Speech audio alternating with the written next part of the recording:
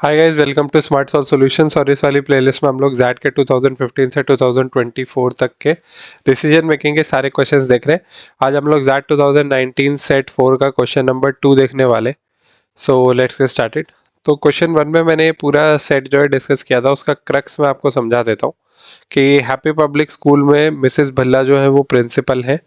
ठीक है। और ये एक प्राइवेट स्कूल है। ठीक है, बट ये क्या है, सोशली सेंसिटिव।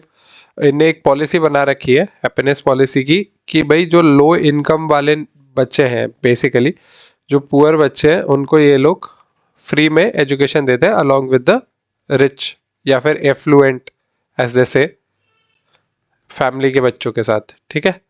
बट ये प्रॉब्लम इनके साथ ये है कि भाई जो एफ्लुएंट पेरेंट्स हैं, उनको ये लगता है कि भाई जो बच्चे हैं, जो those are not that privileged, उनके हैबिट्स और लैंग्वेज से ज़्यादा प्रॉब्लम हो रही है उनको, पेरेंट्स को। ठीक है। And on the other hand जो पुअर बच्चे हैं, उनके पेरेंट्स को ये प्रॉब्लम है कि उनके बच्चों को जो है बुली किया जा रहा है। अब उनके जो पेरेंट्स हैं, एफ्लुएंट फैमिलीज के जो पेरेंट्स हैं, उनने बोला है कि भाई आप जो है इनको या तो दूसरी शिफ्ट में पढ़ाओ या फिर इनको स्कूल से निकाल दो। ठीक है। वो साथ में नहीं पढ़ाना चाहते बच्चों के, अपने बच्चों के, उनको।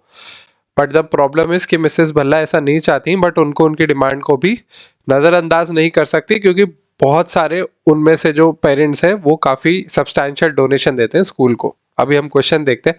क्वेश्चन नंबर 2 इज कि while Mrs Bhalla understands the problem of over crowded classrooms and classroom management, she foresees in them an opportunity to develop more sensitive and self-motivated learners. Mrs. Balla is considering the following actions. Which of the following combination of action would be most effective in developing sensitive and self-motivated learners? भाई पहले तो की term है sensitive and self motivated learners चाहिए। ठीक है। तो हमको ऐसे ऑप्शन चूज करने होंगे जिससे बच्चे जो है और भी ज़्यादा सेंसिटिव बने और सेल्फ मोटिवेटेड बने। ठीक है। अभी ये जो ऑप्शन होता है ना 1 to 4, पहली चीज तो आपको इनको अलग अलग नहीं देखना है। ऐसे क्वेश्चंस में आपको कॉम्बिनेशन ऑफ ऑप्शंस देखने होते हैं कि भाई 1 के बाद 2 होगा, 2 के बाद 4 होगा, तो ये सीक्वेंस सही बैठेगी या नहीं, ये सीक्वेंस भी इसमें बनती है। ठीक है। तो ऑप्शन नंबर 1 देखते हैं। Take the student and teacher councils on board and seek their ideas to redress the challenges the school faces. ठीक है, सही चीज़ है। स्टूडेंट और टीचर काउंसिल को जो है आपको उनके साथ सलाह लेनी चाहिए, उनसे पूछना चाहिए कि भाई क्या क्या चैलेंजेस स्कूल फेस कर रहा है। फिर brainstorm with teachers and students on a strategy to engage all learners in team for meaningful learning and healthy relationship. ठीक है।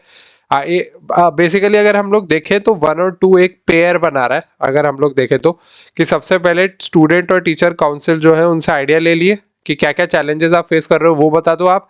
फिर उसके बाद टीचर और स्टूडेंट्स के साथ ब्रेनस्टॉर्म किया स्ट्रैटेजी जो कि मीनिंगफुल हो। ठीक है, वो स्ट्रैटेजी उनके साथ डिस्कस कर ली। ठीक है। Third option is encourage students for self learning and teachers into more supervisory role to ensure discipline. यार मतलब सेल्फ मोटिवेटेड बनाना है उनको और सेंसिटिव बनाना है। अब इसमें सेल्फ लर्निंग की कोई वो नहीं है जरूरत। मतलब ये नहीं है कि भाई टीचर जो है वो अपना काम छोड़ के बस सुपरवाइजरी रोल में ही रहेंगे और स्टूडेंट्स जो है वो अपनी पढ़ाई करने लग जाएंगे। ऐसे में तो ये होगा कि भाई जो स्टूडेंट्स वीक है वो और भी ज्यादा आगे जाके उनको प्रॉब्लम आ सकती है। तो वो डिप्रेस भी हो सकते हैं ना कि भाई कुछ स्टूडेंट्स होते हैं जो बहुत ब्रिलियंट होते हैं पढ़ाई में। ठीक है, वो अच्छे हैं पढ़ाई में। कुछ होते हैं जो बिलो द एवरेज होंगे। राइट। तो ऐसा हो सकता है ना कि स्टूडेंट्स जो है जो अगर खुद ही पढ़ने लग गए और टीचर्स जो है सिर्फ सुपरवाइजरी रोल में चले गए, तो इन स्टूडेंट्स की मदद ही कोई ना करे। एंड सेल्फ मोटिवेशन की जो बात हम कर रहे हैं, सेंसिटिविटी की जो बात कर रहे हैं, वो वहां पे किल हो सकती है। ठीक है। तो इसलिए थर्ड ऑप्शन उतना अच्छा ऑप्शन नहीं लग रहा है, तो इसको अभी के लिए हटाना चाहूंगा मैं। ठीक है, थर्ड ऑप्शन स्टार्टिंग नहीं हो सकती हमारी। और अगर आप ऑप्शन देखोगे तो ऑप्शन में सिर्फ 1, 2 एंड 5 से ही स्टार्टिंग हो रही है, तो 3 और 4 स्टार्टिंग के ऑप्शन है भी नहीं। ठीक है। तो अभी 5 को देखते हैं 4 से पहले, क्योंकि ये ऑप्शन स्टार्टिंग में है, तो देख लेते हैं। Create achievement based student groups to encourage competition and ease classroom management. अगर स्टूडेंट बेस्ड ग्रुप्स बना दिए तो ऐसा हो जाएगा, अगेन वही चीज कि ब्रिलियंट स्टूडेंट्स एक ग्रुप में आ गए, not so brilliant average student जो है वो एक ग्रुप में आ गए, वीक स्टूडेंट्स एक ग्रुप में आ गए। एंड देन उसके बाद क्या होगा, आप इनमें सिर्फ कंपटीशन करा रहे हो तो सेंसिटिविटी यहाँ पे किल होती है, और इधर जो है सेल्फ मोटिवेशन जो आना चाहिए, क्योंकि अगर आप खुद को देखते जाओगे कि यार मैं तो डाउनफॉल में जाता ही जा रहा हूँ, तो वो वहां पे सेल्फ मोटिवेशन जो है आना बहुत मुश्किल हो जाएगा। इसलिए 5 आपका स्टार्टिंग नहीं होना चाहिए, ये option is not that good option, इसलिए ऑप्शन नंबर डी जो है वो हम हटा देंगे। एंड इसको रखना भी है या नहीं रखना है वो हम लोग अभी आगे डिसाइड करते हैं। एक बार 4 पढ़ लेते हैं। Engage students in a process of periodic reflection so that they can get in touch with their thoughts, feelings and actions towards self and others. भाई ये तो टोटली बहुत अच्छा ऑप्शन है, क्योंकि ये सेंसिटिविटी भी निकाल के दिखा रहा है स्टूडेंट्स के बीच में।